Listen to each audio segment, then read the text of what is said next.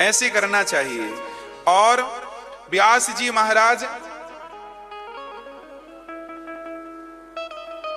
17 पुराणों की रचना कर चुके थे। बड़ा मन उदास था, असंतुष्ट थे। तब वहां नारद जी का आगमन हुआ और नारद जी ने कहा, महाराज आप उदास क्यों हैं? महाराज मैंने 17 पुराण लिख दिए पर शांति का अनुभव नहीं, शांति कैसे मिलेगी? तब कहा, आपने अभी तक भगवान की बाल लीलाओं का चरित्र, बाल लीलाओं का निरूपण नहीं किया, इसलिए आपके चित्त में अभी शांति नहीं है। व्यास जी ने कहा, मैं किस आधार पर लिखूं? तब नारद जी ने कहा, मैं आपको 4 श्लोक प्रदान करता हूं। देखो, वो व्यास जी स्वयं भगवान के अवतार थे, उन्हें सब पता था, पर फिर भी गुरु परंपरा को निभाना था, गुरु परंपरा के संबंध को निभाना था। राम तो सबके गुरु हैं, फिर भी उन्होंने वशिष्ठ जी को अपना गुरु बनाया। कृष्ण जी तो कृष्णम वंदे जगत गुरुम, सबके गुरु हैं, फिर भी उन्होंने गर्गाचार्य जी को गुरु बनाया। क्यों? ताकि समाज में ये मैसेज जाए कि गुरु परंपराओं का कभी भी त्याग नहीं करना चाहिए। जो अनादिकाल से गुरु परंपराएं चली आ रही हैं, उन्हीं परंपराओं से हमें जुड़कर अपना कल्याण करना चाहिए। गुरु परंपरा का निर्वहन किया है। आज नारद जी ने चतुश्लोकी भागवत का सुंदर ज्ञान व्यास जी महाराज को प्रदान किया। नारद जी कहते हैं, इस आधार पर भागवत जी के अहमेवासमेवाग्रे नान्यद यद सत सत्परम, ऐसे 4 श्लोकों के बल पर इन्होंने व्यास जी मतलब विस्तार, व्यास कहते हैं विस्तार को, जो वेदों का विस्तार करें, जो पुराणों का विस्तार करें, उन्हें व्यास कहते हैं, वेद व्यास जी। हाँ, तो व्यास जी विस्तार कर दिए, 4 श्लोकों से 18,000 श्लोक बना दिए। 4 श्लोकों से 18 क्यों बना दिए? क्योंकि 4 श्लोक आपकी समझ में नहीं आते, तो व्याख्या कर दी 18,000 श्लोकों की। नारद जी कहते हैं, मैं दासी पुत्र था, पर भगवत कृपा से मैं ब्रह्मा। अच्छा, ब्रह्मा जी, नारद जी दासी पुत्र क्यों बने? चर्चा ऐसी है कि ब्रह्मा जी से नारद जी का जन्म हुआ, तो ब्रह्मा जी ने नारद जी से कहा कि आप जाओ और सृष्टि उत्पन्न करो, विवाह कर लो और सृष्टि उत्पन्न करो, बच्चे हो, परिवार हो। नारद जी बोले, पिताजी मुझे ये चक्कर में ना फंसाओ शादी विवाह के, नहीं तो आजकल लोग फंसते तो हैं, उलझते तो हैं, पर सुलझ नहीं पाते।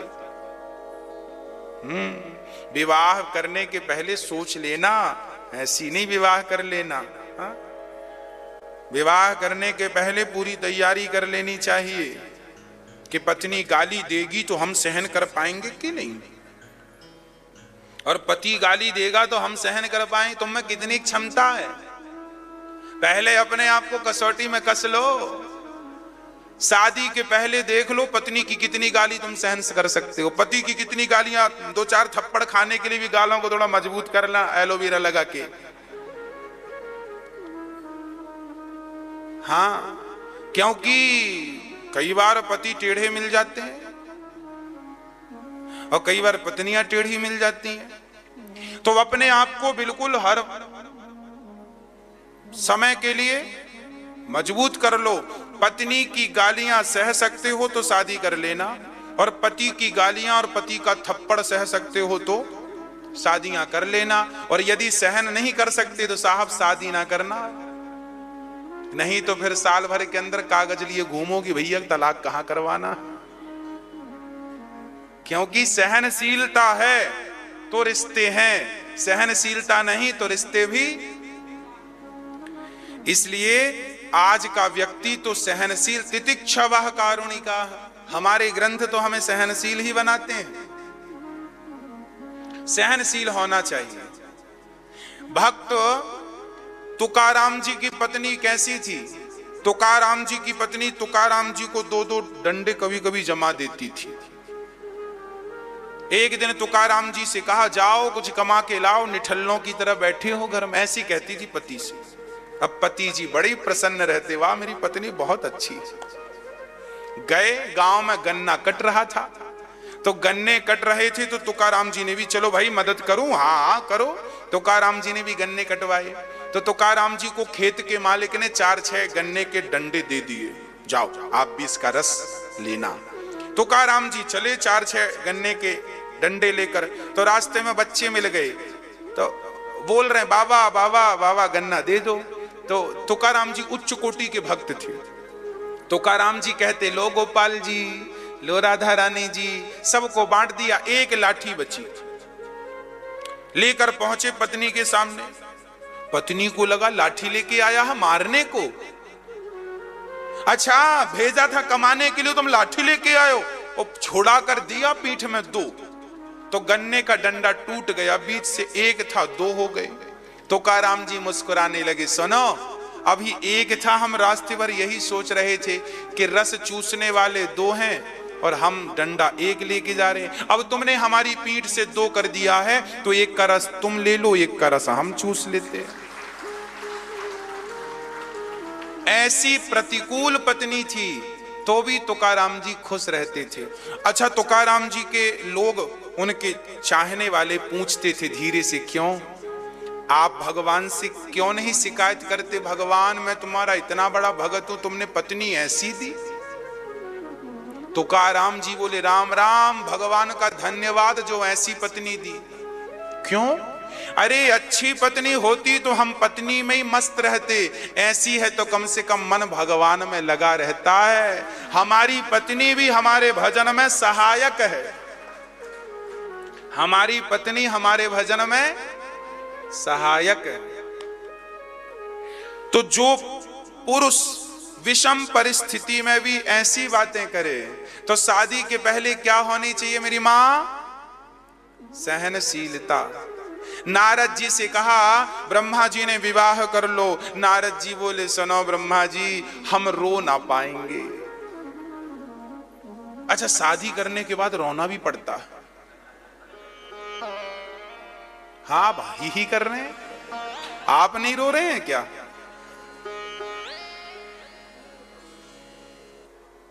रोना पड़ता है।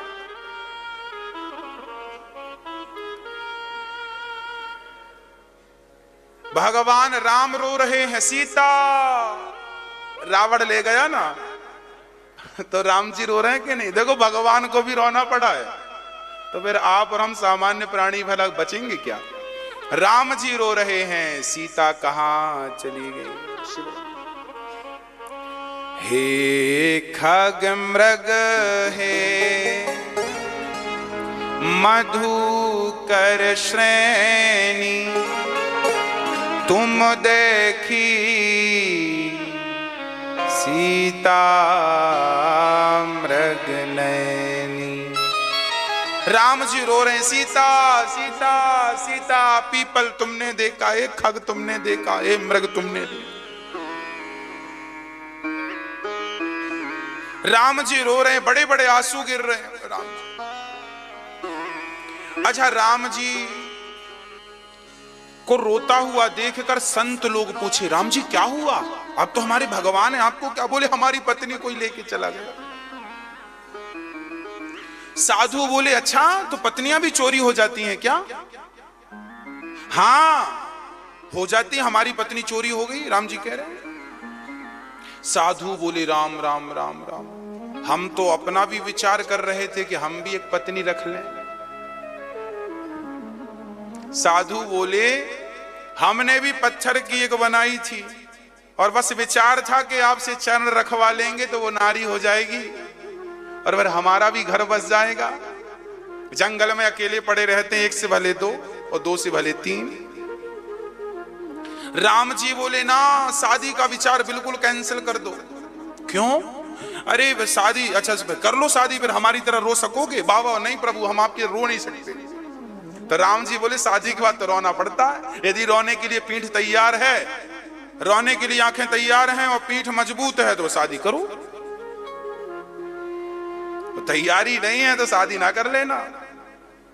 इसलिए जो शादी जिनकी अभी फरवरी में होने वाली है, और मार्च और अप्रैल में भी जो सोच रहे हैं शादी की, बसाना बड़ी बात नहीं है, गृहस्थी को निभाना बड़ी बात है। निभाने के संस्कार आ जाएं तो विवाह अच्छी बात है, और निभाने के संस्कार ना आए तो गृहस्थी बसाने से, अब टूटनी ही है तो टूटने से अच्छा बसाओ ही मत। इसलिए गृहस्थी निभाना पहले सिखाओ बच्चों को। आप भी अपने माता पिता अपने बच्चों को गृहस्थी निभाने की भी शिक्षा और संस्कार दिया करो, क्योंकि बसा लेना बड़ी बात नहीं है, शादी विवाह कर लेना बड़ी बात नहीं है, उन रिश्तों को निभा पाना बड़ी बात है, उन रिश्तों के बंधन में बंध के जीवन भर रह पाना बड़ी बात है। हाँ जी, इसलिए बच्चों को, पुराने लोग तो रह लेते थे परंतु आज के लोग नहीं रह पाते। नारद जी से कहते हैं ब्रह्मा जी विवाह कर लो। नारद जी बोले कैसे पिता हो, हमारा नाश करना चाहते हो? ब्रह्मा जी बोले क्यों, शादी करो, पिता की आज्ञा है। नारद जी बोले हम आपकी आज्ञा का पालन नहीं करेंगे। तब नारद जी पर गुस्सा होकर ब्रह्मा जी ने श्राप दे दिया, जाओ तुम पिता की आज्ञा नहीं मानते, जाओ शूद्र हो जाओ। तब नारद जी ब्रह्मा की आज्ञा से शूद्र हो गए। पर ब्रह्मा जी को फिर नारद जी ने भी श्राप दे दिया, आपने पिता होकर के अपने बच्चे के साथ न्याय नहीं किया, जाओ मैं श्राप देता हूं, इस कल्प में आपकी पूजा नहीं होगी। 3 कल्प होते हैं, ब्रह्म कल्प, बाराह कल्प और पद्म कल्प। इन 3 कल्पों में से जो श्वेत बाराह कल्प है जो वर्तमान में चल रहा, इस कल्प में ब्रह्मा जी की पूजा इसलिए नहीं होती क्योंकि उन्हें नारद जी ने श्राप दे रखा। इसलिए ब्रह्मा जी की पूजा केवल पुष्कर में होती है, बस कहीं पूजा नहीं है ब्रह्मा जी की, क्योंकि नारद जी ने श्राप। नारायण की पूजा है, राम की पूजा है, कृष्ण की पूजा है, सबकी देवी देवताओं की, गणेश जी शंकर जी सबकी पूजा है, पर ब्रह्मा जी की पूजा नहीं होती, कोई नहीं करता, क्योंकि नारद जी का श्राप है। वह नारद जी दासी पुत्र बनकर आए, उनके गांव में कुछ साधु संत आए और नारद जी खूब साधु संतों की सेवा करते, खूब मन लगाकर सेवा वंदना करते। एक दिन क्या हुआ, संत जाने लगे तो नारद जी ने कहा हमें मंत्र दे दो। तो नारद जी को संतों ने अष्टाक्षर मंत्र दे दिया, नारद जी को जोड़ दिया, नारद जी को जोड़ दिया, अष्टाक्षर मंत्र का जाप करने लगे नारद जी। अब नारद जी जाप करने लगे, संत जाने लगे, तो नारद जी बोले हमें भी ले चलो। संत बोले चलो। नारद जी जाने लगे तो उनकी माता ने हाथ पकड़ लिया, बेटा तुम चले जाओगे तो मैं कैसे रहूंगी तुम्हारे बिना। नारद जी रुके हैं। एक दिन उनकी माता को सांप ने डस लिया, नारद जी की माता मर गई।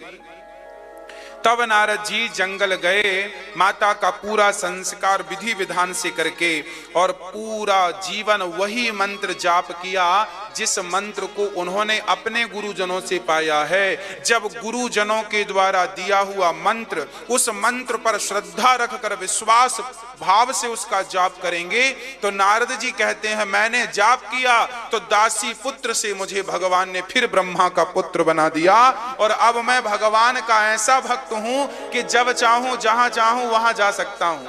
मृत्यु लोक आना चाहे नारद जी तुरंत मृत्यु लोक आ जाएं, ब्रह्म लोक जाना चाहे तुरंत ब्रह्म लोक चले जाएं, जहां नारद जी जाना चाहे वहां जा सकते हैं। ये नारद जी सब जगह जाने आने की ताकत रखते हैं। ऐसे भगवान को हम प्रणाम करते हैं। इसलिए भगवान से कहा करो प्रभु हमें भी देना है तो जन्म जन्म का साथ दे दीजिए। मेरे सिर पर प्रभु अपनी करुणा की कृपा के दोनों हाथ रख दीजिए और देना हो तो दीजिए जन्म जन्म का साथ। मेरे सिर पर रख दो कान्हा, मेरे सिर पर रख दो कान्हा अपने ये दोनों हाथ। देना हो तो दीजिए जन्म जन्म मया सर्वे भद्राणि पश्यन्तु मां कश्चित् दुख भाग्य भवेत्। हे नाथ, सब सुखी रहें, सब निरोगी रहें, सब पर आपकी कृपा रहे, ऐसी प्रार्थना करो। केवल मैं सुखी रहूं बस, केवल मैं धनवान बनूं बस ना। हे नाथ, सबको धनवान बनाओ। हे नाथ, सबको बलवान बनाओ। हे नाथ, सबको निरोगी बनाओ। भगवान से प्रार्थना करो कि हे नाथ, सब सुखी रहें, सब संपन्न रहें, सब निरोगी रहें। राजा रंती देव ने भूखे 48 दिन तक भूखे रहकर जब अंत में रोटी मिली तो राजा रंती देव ने अपनी रोटियों को 48 दिन की भूख थी, शरीर बिल्कुल सूख गया था। कितनी भूख रही होगी उस व्यक्ति में, पर जब रोटी आई तो पहले उन्होंने खुद नहीं पाया। उन्होंने देखा कि मेरे आसपास कोई भूखा तो नहीं है। विषम परिस्थिति में भी उन्होंने अपने धैर्य को नहीं छोड़ा और एक चांडाल दिख गया। चांडाल ने कहा, भैया भूख लगी है। तो रंती देव ने अपनी थाली खिसका दी, आप खा लीजिए। उन्होंने पानी पी लिया बस, और जब पानी पिया तो भगवान से कहा, विधाता आपका धन्यवाद कि कम से कम आपकी कृपा से आज पानी तो मिला। उन रंती देव के ऊपर भगवान प्रसन्न हो गए। वाह, ऐसी अतिथि की सेवा और ऐसा अन्नदान तुम्हारी तरह आज तक किसी ने नहीं दिया। बोलो रंती देव, तुम्हें क्या चाहिए? भगवान ने रंती देव से कहा, बोलो तुम्हें क्या चाहिए?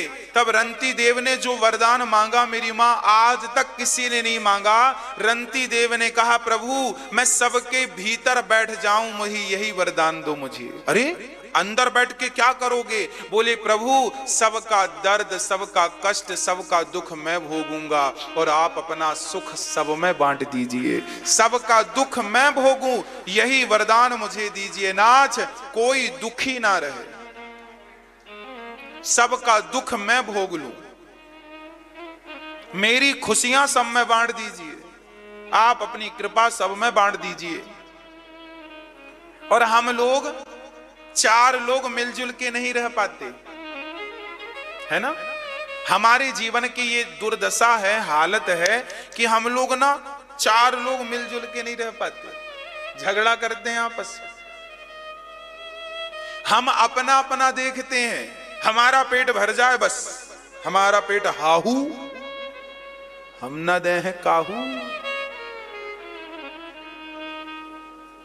केवल अपना पेट। और धन्य है रंती देव, जिन्होंने सभी में बांट कर खाए, उसे इंसान कहते हैं।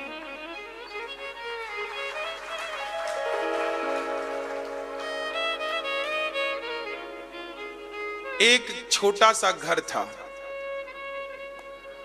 इंसानियत का परिचय क्या होना चाहिए देता हूं, सुनो।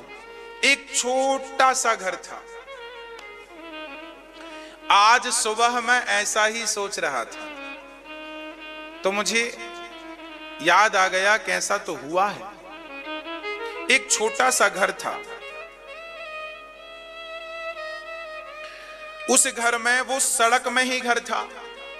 और आपने देखा होगा अक्सर जिनका घर सड़क में होता है, रास्ते में, तो बरसात में लोग उस घर के पास गाड़ी रोक के खड़े हो जाते हैं, छाया है। एक घर था जो बिल्कुल सड़क पे था, फ्रंट पे था,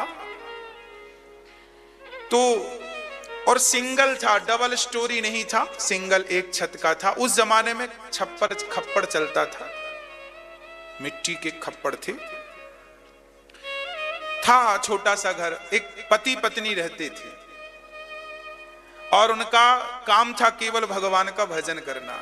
अचानक बड़ी ठंडी का मौसम था और वहां कुछ लोग आ गए। वो लोग बड़े परेशान थे। दरवाजा खटखटाया तो दोनों पति पत्नी ने दरवाजा खोला। भैया कौन हो? भैया जी हम जा रहे थे अपने गांव, रात हो गई और मौसम भी खराब है, क्या हम आपके बाहर, द्वार के बाहर सो सकते हैं? कुछ दरी मिल जाए तो अच्छा है। इन दोनों पति पत्नी को लगा राम राम, बड़ा ठंडा है और हवा चल रही है ठंडी, बीमार ना पड़ जाए। भैया आप बाहर मत सो, अंदर आ जाओ। उन्होंने अंदर बुला लिया, दरी बिछाया, अपना जो बिस्तर था इन्होंने बिछाया। 2-3 कंबल रहे होंगे तो एक उन्हें दे दिया, आप भी सो जा, हम लोग एक ही कमरा था और अब हम भी सो जाएंगे। थोड़ी देर बाद आवाज फिर आई, भैया भैया खोला, क्या हुआ? बोले हम जा रहे हैं, मौसम बिगड़ा है, कोई यहां बाहर सो जा। नहीं आप अंदर आओ, अंदर। ऐसे करते करते उसका घर लोगों से भर गया। अब सब बिस्तर डाल डालकर सोने लग गए, एक के बाद एक कोई ना कोई आते ही जाता। पूरा एक ही कमरा था, अब वो पूरा कमरा लोगों से पैक हो गया। कोई दरी में सो रहा है, कोई कंबल ओढ़ा है, तो कोई अपना यूं ही सिकुड़ के लेटा है। अब अपने ढंग से सब, अब पूरा कमरा पैक हो गया लोगों। अब ये दोनों खड़े हैं, पति जिनका घर है, पति पत्नी। अब इन दोनों ने कहा क्या करें, कहां सोए हम? बोले एक काम करो, ये अतिथि हैं, इनको अंदर सोने देते हैं, अपन बाहर सो जाते हैं। तो वो दोनों, अब उनका तो कंबल भी नहीं था, वो लोग ले लिए और दरी अरी जो सब बिछ गई। अब ये दोनों बाहर अपने सो गए। और जब ये बाहर सो रहे थे तब वहां से भगवान नारायण निकल रहे थे माता लक्ष्मी के साथ। तो लक्ष्मी जी की नजर पड़ी, प्रभु देखो ये कोई सो रहा है। तो भगवान ने कहा हाँ हाँ बहुत लोग सोते हैं, आप क्यों देख रही हो? ना ना ना ना, ये देखो दोनों पति पत्नी है, लगता है गरीब हैं, हम इन पर कृपा करना चाह रहे हैं। तो लक्ष्मी और नारायण भी पति पत्नी बन के आ गए। देखो गरीबी में और गीला आटा इसी को कहते हैं। भगवान आए, भैया उठो। उठे, आप कौन? अरे हम जा रहे थे, हमें लगा आपके घर से कुछ मदद मिल जाएगी, हमें आज रात गुजारनी है। अब लो लक्ष्मी नारायण आ गए और कह रहे हैं हमें रात गुजारनी है। तो इन्होंने कहा भैया जी अंदर तो जगह नहीं है, एक काम करो, हम लोग जहां सोए थे आप यहां सो जाओ। बोली अंदर जगह क्यों नहीं है, आप अंदर क्यों नहीं सो रहे? तो इन्होंने दरवाजा खोला तो दरवाजा नहीं खुल रहा था, क्योंकि लोग पांव वहीं दरवाजा। अब जैसे जोर लगा के खोला, भगवान ने मुंह अंदर किया दरवाजे के, देखा पूरा खचाखच भरा था। बाहर आए, भगवान बोले ये कौन है? बोले हमारे अतिथि हैं। अतिथि? बोले यहां से निकल रहे थे, मौसम खराब था, सब अंदर आए, बोले हमें रात रुकना है। बोले आप इस घर के मालिक हैं? हाँ ये घर दास का ही है। और ये तो आप बाहर क्यों सो रहे हैं? बोले सब अतिथि जन अंदर सो रहे हैं, अब जगह अंदर थी नहीं सो हम बाहर सो रहे हैं। लक्ष्मी माता बोली भगवान अब हमारा मन नहीं कर रहा है इस घर से जाने का, अब हम तो यहीं रहेंगे इसके घर में। ऐसों के घर में जिनके हृदय में दूसरों के प्रति दया है, जिनके हृदय में दूसरों के प्रति करुणा है, ऐसों के घर से लक्ष्मी माता कभी जाने का नाम नहीं लेती, कभी जाती नहीं। बोली मैं यहीं रहूंगी इसके घर में। और करते करते भगवत कृपा से मां लक्ष्मी ने दर्शन देकर उन दोनों पति पत्नी को लक्ष्मी से संपन्न किया। लक्ष्मी पुत्र बनाती हैं, उसे अपनी पुत्री बनाती हैं, और वो बेटा लक्ष्मी पुत्र बन के बड़ा धनवान बना। और उसने फिर अतिथि सेवा के लिए धर्मशालाएं बनवाई और लोगों को रहने की और खाने की संपूर्ण व्यवस्थाएं करनी शुरू कर दी। कोई भूखा ना रहे, कोई फुटपाथ पे ना सोए, ऐसा भाव उन्होंने रखा। इन कथाओं से ही ये दास ने प्रेरणा ली कि उनके विचार ऐसे थे कि कोई भूखा ना रहे और कोई फुटपाथ पर ना सोए। इसी प्रकार ये दास की भी ऐसी ही इच्छा है कि ऐसी धर्मशाला, ऐसा आश्रम बने जहां पर सबको रहने की छाया हो और सबको पेट भर भोजन हो, कोई भूखा ना सोए, कोई सबको छाया मिले, कोई फुटपाथ पे ना सोए। इसलिए हम सबको भी यही भाव रखने चाहिए। पर आज तो बेटे ही अपनी मां को घर से निकाल देते हैं। हाँ, दुर्योधन बहुत अच्छा नहीं था, विचार अच्छे नहीं थे। दुर्योधन बड़े प्रेम से पांडवों को मारने की योजना, अश्वत्थामा चले, द्रौपदी के 5 बच्चों का सिर काट लिया, जाकर दुर्योधन को दिखाया, ये 5 बच्चों को मार डाला मैंने। बोले ये 5 पांडव नहीं है। ध्यान से दुर्योधन ने देखा, ये पांडव नहीं, पांडव पुत्र हैं, तुमने मेरा वंश नष्ट कर दिया। रोने लगा दुर्योधन। उसी क्षण पहले प्रसन्नता हुई, बाद में दुख हुआ। उसी सुख दुख की संधि में दुर्योधन की मृत्यु हो गई। दुर्योधन को श्राप था कि पहले हंसेगा बाद में रोएगा, जब दोनों काम एक साथ करेगा तभी तेरी मृत्यु होगी।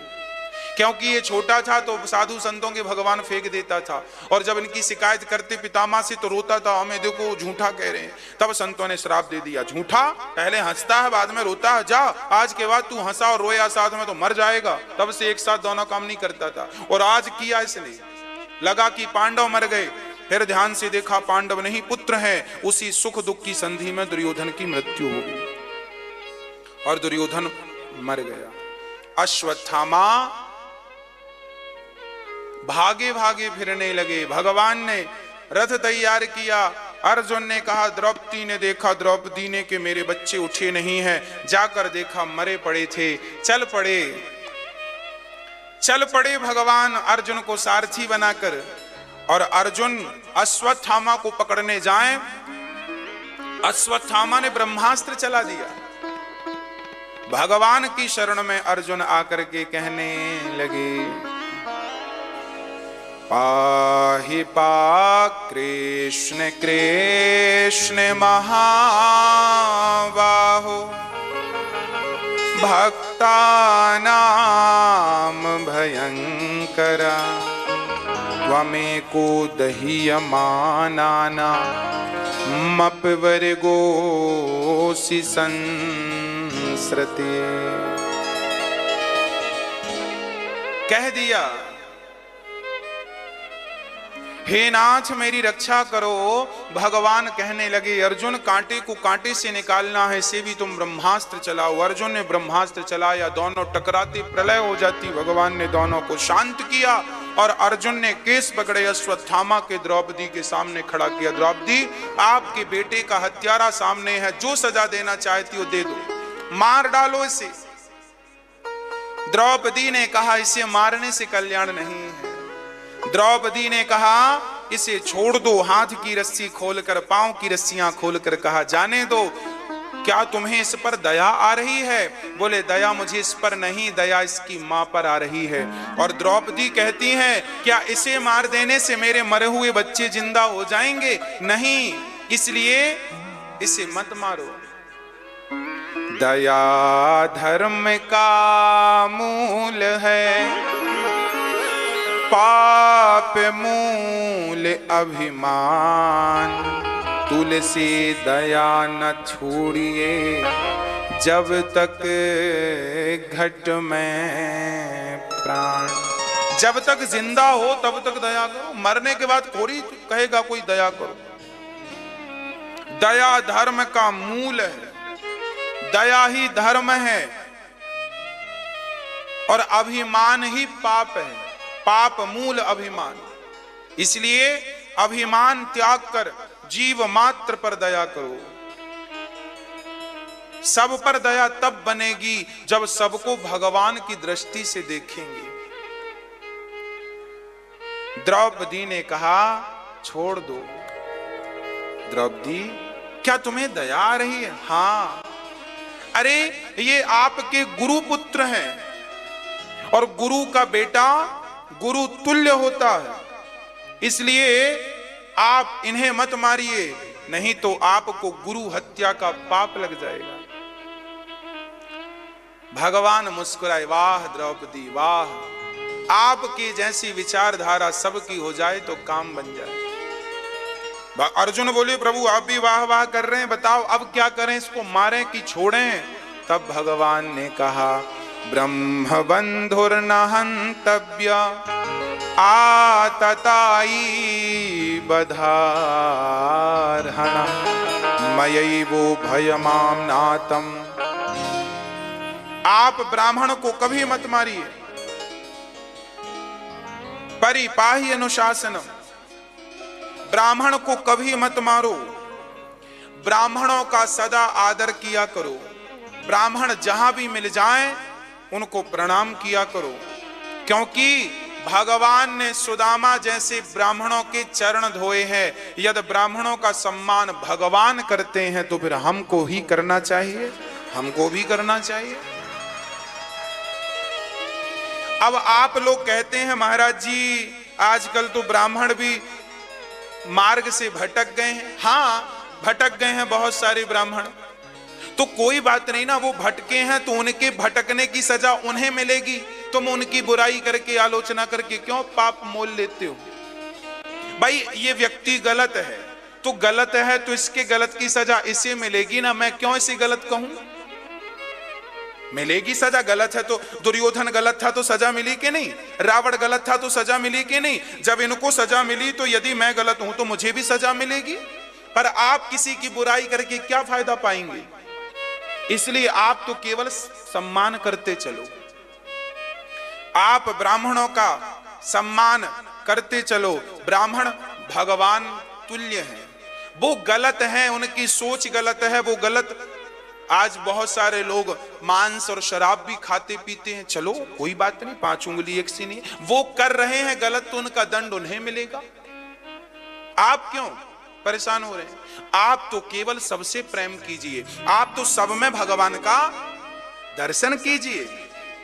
न्याय करता भगवान है, हम थोड़ी न्याय करता है। न्याय भगवान करेंगे, गलत को गलत, सही को सही। आप क्यों माथा पच्ची कर रहे हैं? फलाना बुरा है तो है, रावण भी बुरा था, कंस भी बुरा था, मिली सजा। भगवान सबके न्याय करता है ना, सबके साथ। इसलिए जीव मात्र में भगवान का दर्शन करो। और ब्राह्मणों में इसलिए क्योंकि ब्राह्मण हमेशा से वेद पुराण गुरु परंपरा को धारण करते आए हैं। जगत गुरु ब्राह्मण होता है, गुरु ब्राह्मण को ही बनाना चाहिए। गुरु बनाने के पहले विचार कर लो कि गुरु ब्राह्मण ही हो, जाति ब्राह्मण की ही हो। ब्राह्मण इसलिए गुरु के योग्य है क्योंकि वो शास्त्रों का, पुराणों का ज्ञान रखता है। कभी आपकी धर्म संकट पड़ेगा तो गुरु ही मार्गदर्शन करेगा ना। राजा दशरथ जी क्षत्रिय थे और उनके संतान नहीं हो रही थी, तो संतान का विधान कौन बताया था? गुरु जी ने, वशिष्ठ जी ने। पुत्रेष्टि यज्ञ कराया, गुरु गृह गयो तुरत महिपाला, धरहु धीर हुई है सुतचारी, गुरु जी ने कहा। जब कोई बात समझ में ना आए तो गुरुजन होते। गुरु जी तलवार चलाना सिखाते हैं। अरे पांडवों को तलवार चलाना कौन सिखाया था? गुरु द्रोणा ब्राह्मण थे, वो ब्राह्मण थे। चाणक्य ब्राह्मण थे। चंद्रगुप्त मौर्य जैसे गुल्ली डंडा खेलने वाले बच्चे को राजा बना के बिठा दिया कि नहीं? हाँ, ब्राह्मण गुरु बनने के योग्य केवल इसलिए है क्योंकि डॉक्टर यही चाहेगा कि हमारे घर कोई बीमार पड़े तो आवे। हाँ? एडवोकेट यही चाहेगा किसी का केस बिगड़े तो हमारे घर आवे। दुनिया के हर लोग शायद आपका हित ना चाहें, पर एक पंडित जी ऐसे हैं, ब्राह्मण ऐसा है जो कहते हैं कि भगवान हमारे पड़ोसी की बिटिया का विवाह जल्दी हो जाए, इनके बेटे का विवाह जल्दी हो जाए, ताकि बारात में जाने को मिले और शादी बांचने को मिले, ताकि 1000-1100 का काम बन जाए, दक्षिणा मिल जाए। पंडित जी चाहते हैं कि आपके घर उत्सव हो। क्या हो? केवल ब्राह्मण ऐसा है जो यही चाहता है कि हमारे यजमान के घर क्या हो? उत्सव हो, तो हमें बुलाया जाए। अरे आप तो उसे 100 रुपए दे देते हैं श्रद्धा से, तो वो बड़ा प्रसन्न हो जाता है। बढ़िया पेट भर भोजन करा दो पंडित जी को, फिर देखो आशीर्वाद ले लो जितना लेना हो। ब्राह्मण कभी किसी का बुरा नहीं सोचता, इसलिए ब्राह्मण सर्व पूज्य माना गया है। हम भी ब्राह्मण हैं और हम हमेशा यही भगवान से प्रार्थना करते हैं जब पूजा में बैठते हैं, हे भगवान जितने लोग कथा सुनते हैं, जितने लोग जुड़े हुए हैं कथा से, हे भगवान सबको इतना धनवान बनाना, इतना धनवान बनाना ताकि सब लोग अपने दोनों हाथों से उठा उठा कर दान करने लग जाए। इतना धनवान बनाना लोगों को, हम स्वयं ये सोचते हैं। आप इतने धनवान बनो, इतने धनवान बनो कि आप दोनों हाथों से सोना चांदी उठा उठा के बांटो, वृद्ध माओं की सेवा में अपना दान करो, गौरी गोपाल वृद्धाश्रम में अपना दान भेजो। इतना हम चाहते हैं कि आप खूब धनवान बने। हम चाहते हैं आपके बच्चे बड़े संस्कारी बने। एक ब्राह्मण ही ऐसा है जो केवल चाहता है आपका कल्याण हो, आपका हित हो। वैसे सब ही हित चाहते हैं, सब अच्छे हैं, पर ब्राह्मण गुरु क्यों है, पूजनीय क्यों है? मैं एक विचारधारा की बात आपके सामने रख रहा हूं। ब्राह्मण सबका भला चाहता। सत्यनारायण जब शादी होती है ना, ब्राह्मण ऐसा है जो चारों वर्णों को लेकर चलता। शादी जब होती है तो विवाह में चारों वर्णों की जरूरत पड़ती है कि नहीं? हाँ या ना? किस किस की पड़ती है? मंडप गाड़ने वाले अलग होते हैं, मंडप लाने वाले गांव में अलग होते हैं। याद रखना, बेटी मेरी हो या बेटी तुम्हारी हो, जब आपकी बेटी का विवाह होता था गांव में, आज भी होता है, तो बेटी के विवाह में चारों वर्णों को थोड़ा थोड़ा काम मिलता था, रोजगार मिलता था। हाँ या ना? दौना बना रहे हैं कोई, लिपाई पुताई कर रहे हैं कोई, साफ सफाई कर रहे हैं कोई, मंत्र पढ़ रहे हैं पंडित जी, हल्दी घोंट रहे हैं कोई।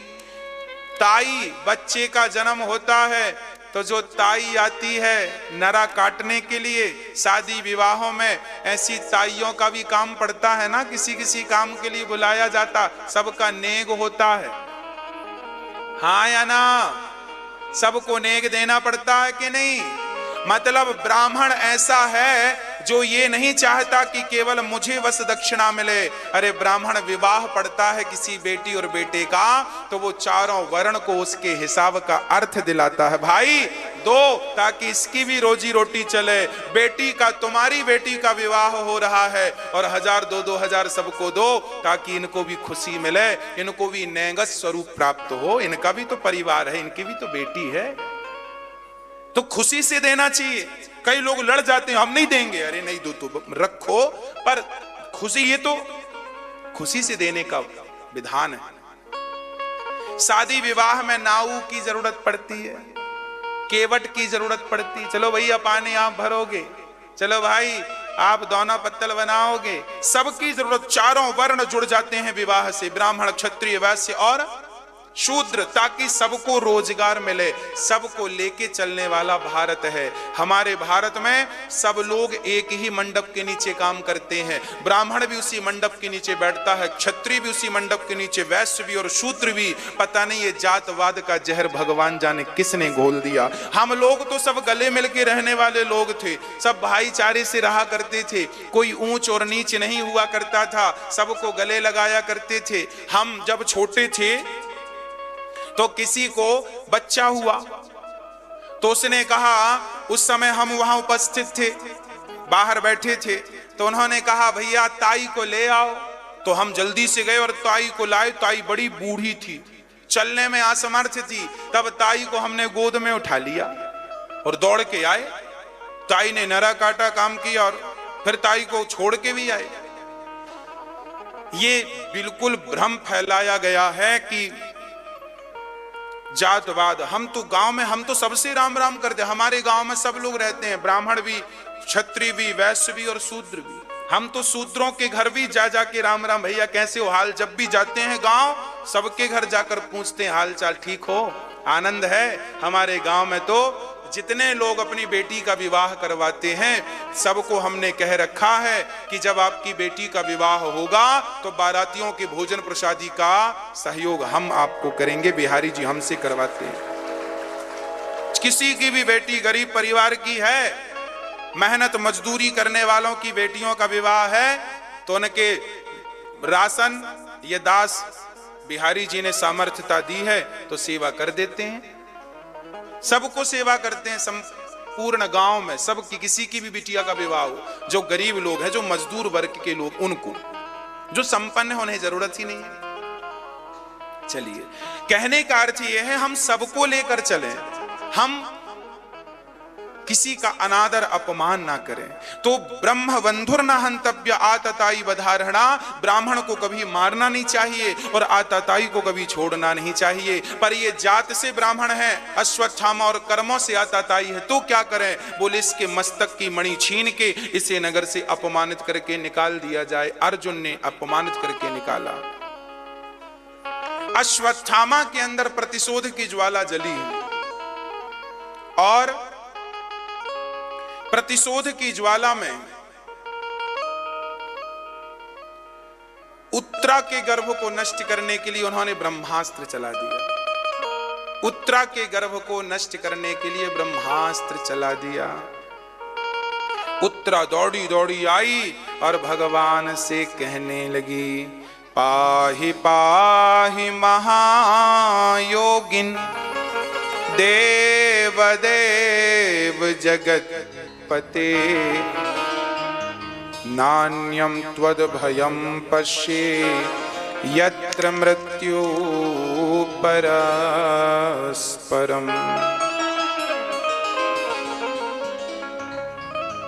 उत्तरा भगवान से कहती हैं, प्रभु मेरे गर्भ की रक्षा कीजिए। गर्भ को क्या हुआ? वो ब्रह्मास्त्र आ रहा है, मेरे गर्भ को नष्ट कर देगा। नाथ, मुझे इस बात का भय नहीं है कि मेरा गर्भ नष्ट हो जाएगा। यदि मेरा गर्भ नष्ट हो गया तो प्रभु आपकी ख्याति नष्ट हो जाएगी। भगवान बोले, मेरी ख्याति क्यों नष्ट होगी? क्योंकि लोग कहेंगे जिन कृष्ण ने पांडवों की रक्षा की, आज उनके घर में कोई पानी देने वाला नहीं बचा। कहीं आप पर कोई उंगली ना उठा दे कि आप जिनके रक्षक थे उनका वंश नष्ट हो गया। अरे आप जिनके रक्षक होते हैं उनका वंश कैसे नष्ट हो सकता है? नाथ, आप मेरे गर्भ की रक्षा कीजिए। तब भगवान गए उत्तरा के गर्भ में और अंगूठे के बराबर, भगवान कभी गर्भ में जाते नहीं है पर भक्त के लिए भगवान गर्भ में प्रवेश कर गए और भगवान ने अपने सुदर्शनास्त्र से ब्रह्मास्त्र को खंडित किया, शांत किया और उत्तरा के गर्भ की रक्षा की। ये उत्तरा का गर्भ, ये अभिमन्यु की पत्नी है। इन्हीं के गर्भ से भागवत को प्रकट करने वाले परीक्षित जी का प्राकट्य होगा। परीक्षित जी आए। इसके बाद भगवान, देखिए भगवान मां है। जैसे मां, भगवान ने कुंती माता की स्तुति पर क्या कहा? अब कुंती मां कहती हैं, नाथ मैं आपसे प्रार्थना करती हूं, मुझे कुछ चाहिए। आज पहली बार कुंती बुआ ने भगवान से कुछ मांगा। कृष्णाय वासुदेवाय देवकी नंदनाय च नंद गोप कुमाराय गोविंदाय नमो नमः।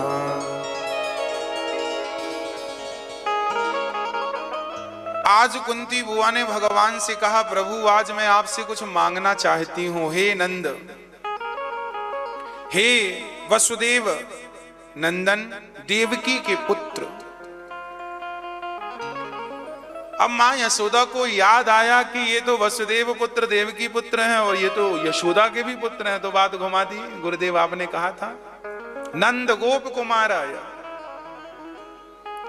अब कुंती मां को याद आया ये तो नंद का भी छोरा है, तो प्रार्थना में कह दिया नंद गोप कुमार आया। नंद का छोरा, गोपों का सखा, यशोदा नंदन।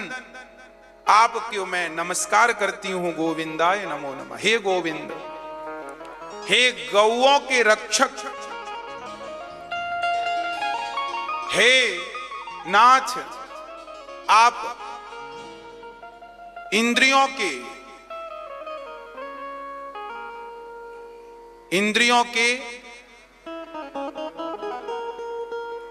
मथ को मंथन करने वाले हैं।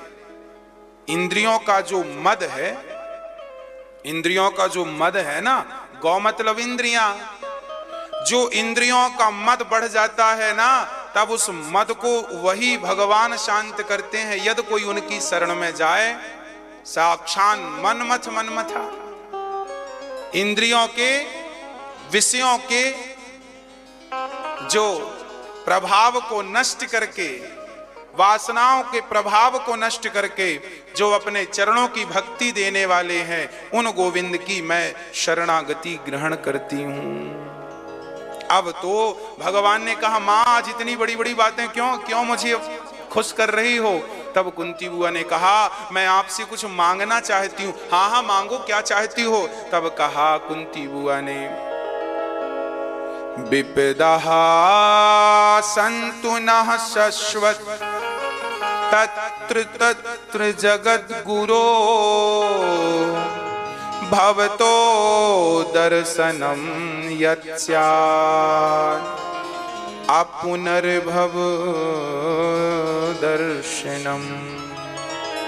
हे नाथ, मुझे विपत्ति दे दो। अच्छा, विपत्ति क्यों? क्योंकि आपने जीवन में तब साथ दिया है जब जीवन में विपत्ति आई है। भगवान निर्बल के हैं, इसलिए जीवन में जब दुख आ जाए तो परेशान ना हुआ करो। ये समझ लिया करो कि इस दुख में, ये दुख आया है तो जरूर भगवान को लेकर आएगा। दुख आता है तो अकेला नहीं आता, परमात्मा की स्मृति लेकर आता है, भगवान का स्मरण लेकर आता है। और सुख आता है तो भगवान को विस्मृत करा देता, विस्मरण करा देता है। कुंती बुआ आज भगवान से दुख की याचना कर रही हैं। क्यों मांग रही हैं दुख? क्या आपने जीवन में कम दुख पाया है जो और दुख मांगती हो? मां, भरी सभा में आपकी बहू का अपमान हुआ, लाक्षागृह में बंद करके कौरवों ने आग लगाई, पर धन्य है भगवान ने बचाया। भरी सभा में द्रौपदी की लाज लुटी।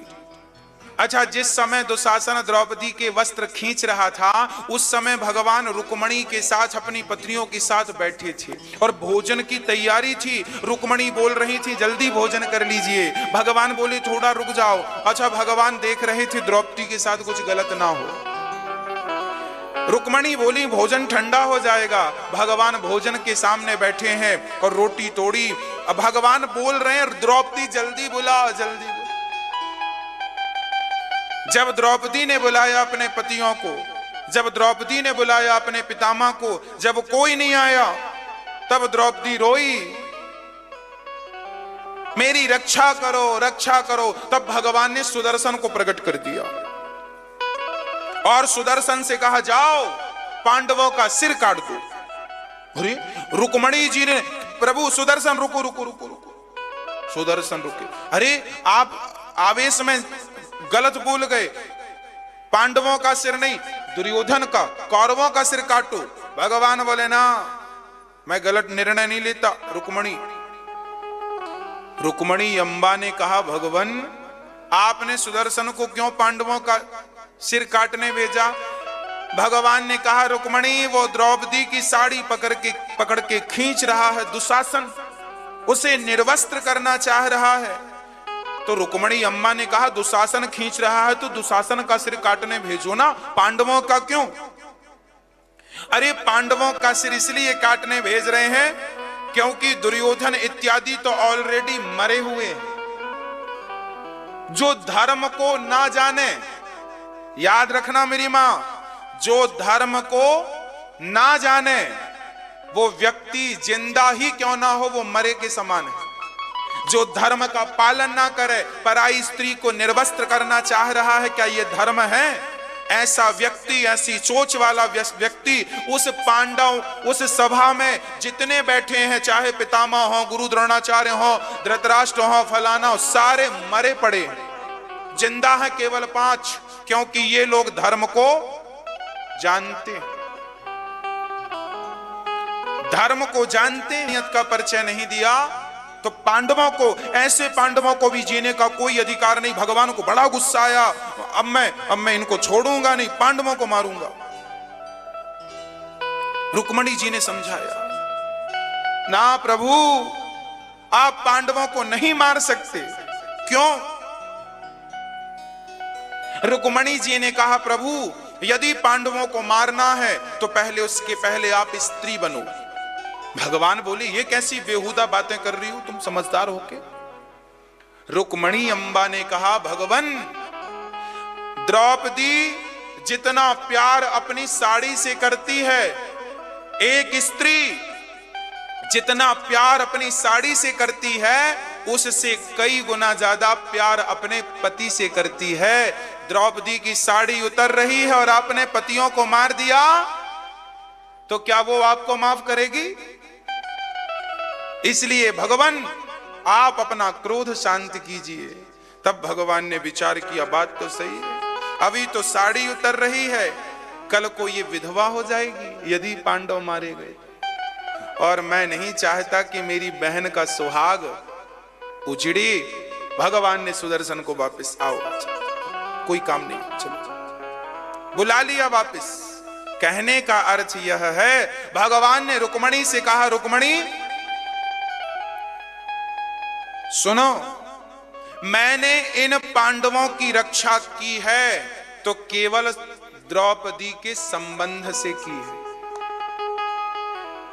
भगवान ने पांडवों की रक्षा की है तो इसलिए नहीं कि ये मेरी बुआ के लड़के हैं, बल्कि इसलिए कि द्रौपदी भगवान की उच्च कोटि की भक्त है, और भगवान कभी अपने भक्त का अपमान नहीं होने देते।